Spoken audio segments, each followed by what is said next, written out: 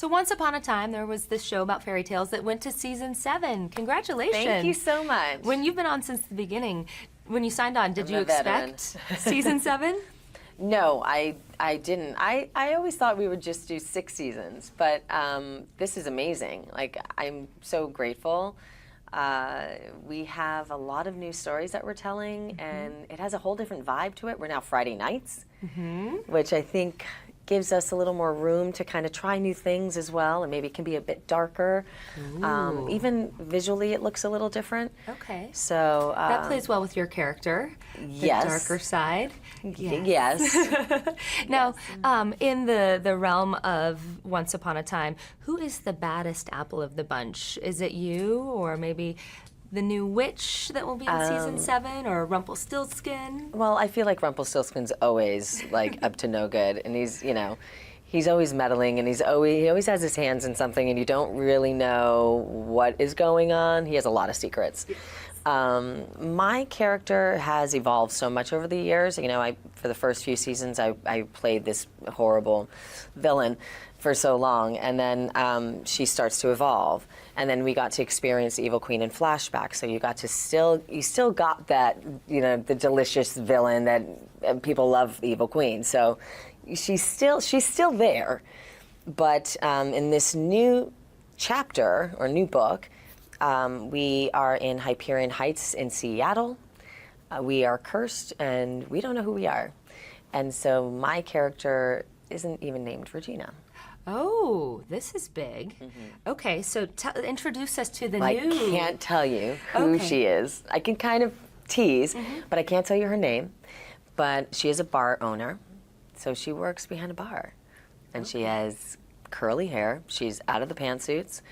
I'm in leopard belts and jeans and cool, you know, rock T-shirts. So you've gotten a royal makeover. Completely. For season 7. I think she's kind of maybe stepped down a little bit. She's like, she doesn't feel like the queen, but she seems like a little more grounded, a little more kind of easy to get along with. She's not very, you know, she's still sassy and she still has that spice, but she's just a different woman. Maybe. Maybe not. What is it like playing out some of these fairy tales that we've all grown up with? Because I think this is such a smart show. It is. It's fun. It's a lot of fun to be able to tell these stories that have been around for so long, and they're loved. I mean, you know, Snow White and the Seven Dwarfs. It's like your classic Disney story, and it's been great. I remember when I first got it, I thought, well, this is really different. And I get to play the Evil Queen. I never saw myself as the Evil Queen. I never played a villain before in my entire career, so this was really new for me.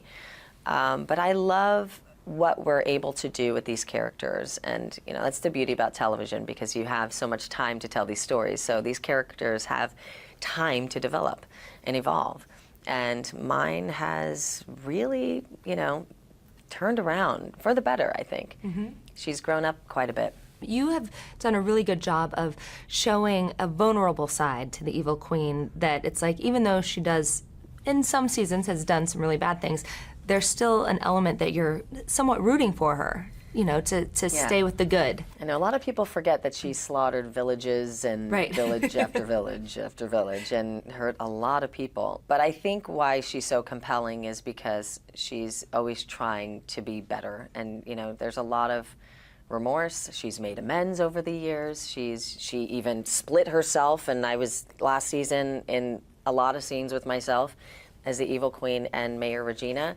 She really, you know, got to this place where she really just accepted who she was and embraced both parts of her, which was a very inspiring message to put out there. A lot of us try to suppress the things that we don't necessarily like, and Regina was able to embrace it and work with it and found peace, and that was really cool. And so I don't think we're going to see the two Reginas in a face-off anymore, but we will see this new Regina sort of discovering, you know, this world that she's in and the people around her, and it's fun. There's Henry, who's now a man. she gets to see Henry, and she hasn't seen him in all these years, and when she sees him, he's a man.